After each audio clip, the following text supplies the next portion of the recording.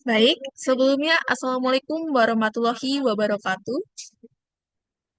Izin memperkenalkan diri, kami dari kelompok 13. Di sini, pada kesempatan kali ini kami akan mempresentasikan terkait hasil proyek kami, yaitu analisis perbandingan data kriminalitas di Indonesia pada tahun 2023 sampai 2024. Kelompok kami beranggotakan 3 orang, yaitu yang pertama ada Muhammad Raffi Saputra, dengan NPM 241705104 dan yang kedua saya sendiri Timi Mustika Dewi dengan NPM 241705104 dan yang ketiga ada Alisa Putri Hermawan dengan NPM 241705105. Pada proyek kali ini kami memiliki tujuan untuk menganalisis perbandingan tingkat kriminalitas di Indonesia pada tahun 2023 sampai 2024. Data yang kami ambil untuk pengujian kali ini dari Pusiknas Polri, yaitu Pusat Informasi Kriminal Nasional Polri, pada periode 2023 sampai 2024. Dan pada pengujian ini, kami menggunakan bantuan software Minitab untuk membantu kami dalam penelitian ini.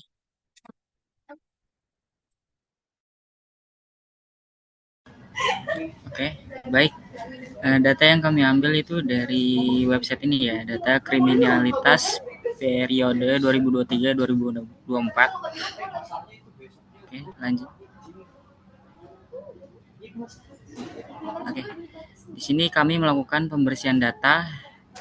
Kami hanya mengambil data dari bulan November 2023 dan bulan November 2024. Dikarenakan bulan 12-nya di 2024 itu belum lengkap, jadi kami hanya mengambil 11 bulan saja.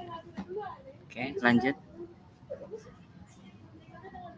Kemudian ada langkah-langkah pengerjaan. Yang pertama, pengumpulan data. Data diambil dari website https://pusiknas.polri.go.id, data kejahatan yang memuat informasi tentang kriminal di Indonesia.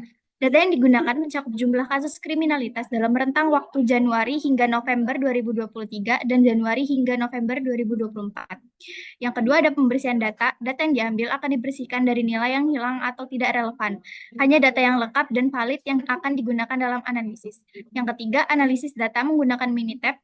Uji normalitas menggunakan uji normalitas untuk memeriksa apakah distribusi data normal. Uji ANOVA untuk menguji homogenitas dan menguji one-way ANOVA. Yang keempat ada interpretasi hasil, yakni hasil akan menunjukkan apakah terdapat perbedaan yang signifikan antara tingkat kriminalitas pada tahun yang diuji.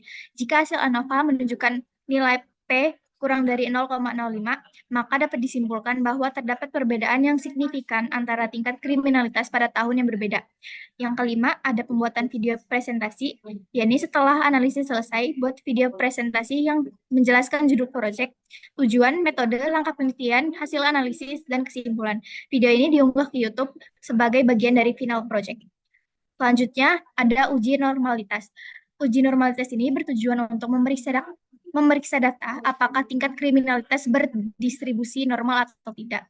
Interpretasi data di samping menunjukkan bahwa p-value lebih dari 0,150. Kita dapat simpulkan bahwa data tersebut terdistribusi normal. Yang kedua ada uji homogenitas.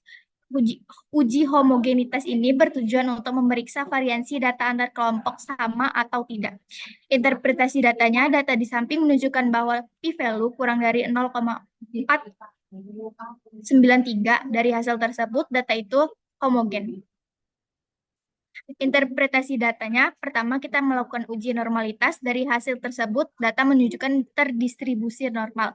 Kemudian kita melakukan uji homogen untuk memeriksa variansi antar kelompok. Dari hasil analisis tersebut, data menunjukkan bahwa data tersebut homogen. Kemudian dikarenakan uji normalitasnya itu terdistribusi normal dan uji homogen data tersebut homogen, tahap selanjutnya kita melakukan uji ANOVA untuk menentukan apakah terdapat perbedaan yang signifikan antara rata-rata dari dua kelompok tersebut, yaitu 2023 dan 2024.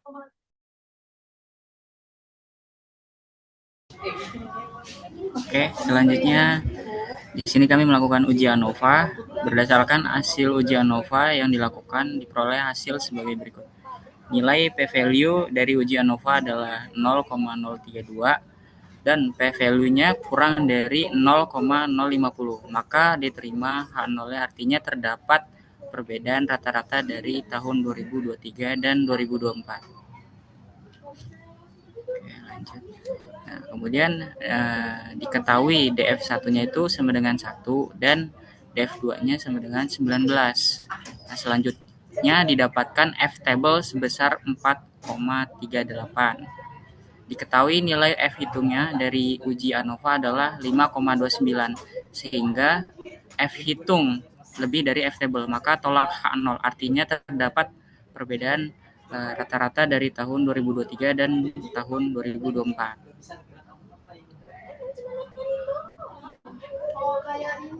Kemudian ada uji ANOVA box plot. Tujuannya itu adalah menunjukkan distribusi tingkat kriminalitas untuk dua kategori tahun. Di sini interpretasi datanya, tahun 2003 memiliki median kasus kriminalitas yang lebih tinggi dibandingkan tahun 2024, yang menunjukkan bahwa rata-rata kasus kriminal tahun 2024 cenderung lebih kecil. Kemudian variasi data di tahun 2023 diukur dengan rentang antar kuartil tau 1 QR.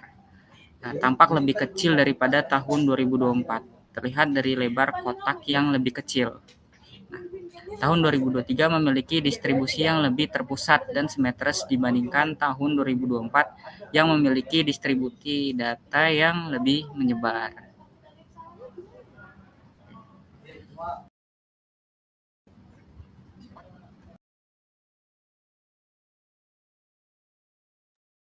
Baik, selanjutnya ada uji ANOVA atau histogram residual.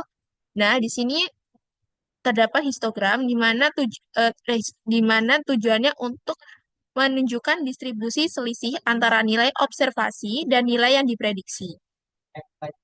Nah, dari data tersebut, kita dapat menginterpretasi data, yaitu distribusi residual dalam histogram ini tidak sepenuhnya simetris. Terdapat sedikit skewness atau kemiringan ke kiri yang mungkin mengindikasikan bahwa data tidak sepenuhnya memenuhi asumsi normalitas. Frekuensi terbesar berada di nilai residual 0, menunjukkan bahwa sebagian besar selisih antara nilai observasi dan prediksi kecil. Meskipun ada sedikit ketidakseimbangan dalam distribusi, histogram ini secara umum tidak menunjukkan pola yang ekstrim, seperti kecondongan berat atau outlier yang signifikan.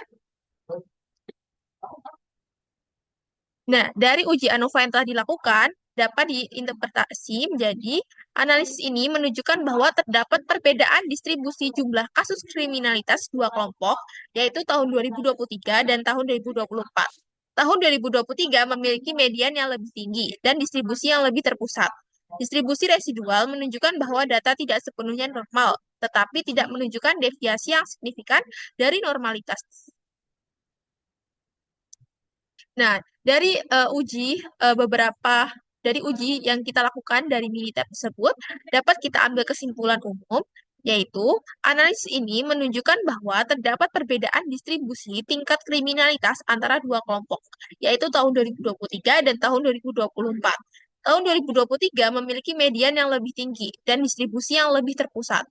Distribusi residual menunjukkan bahwa data tidak sepenuhnya normal, tetapi tidak menunjukkan deviasi yang signifikan dari normalitas. Berdasarkan penelitian ini, analisis perbandingan data kriminalitas di Indonesia pada tahun 2023 sampai 2024 menggunakan Minitep dapat disimpulkan bahwa tingkat kriminalitas pada tahun 2024 mengalami penurunan, tetapi tidak signifikan. Secara keseluruhan, temuan ini memberikan wawasan yang berguna dalam memahami pola distribusi kriminalitas antara dua periode waktu yang berbeda, dan hasilnya dapat digunakan untuk merancang kebijakan atau intervensi yang lebih efektif dalam mengatasi masalah kriminalitas di Indonesia.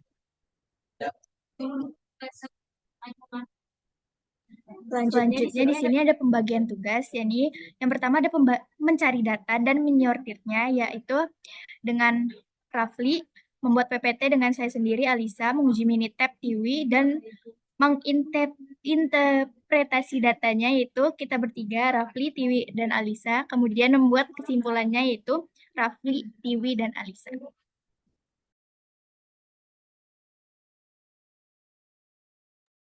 Baik, sekian presentasi dari proyek kami dari kelompok 13.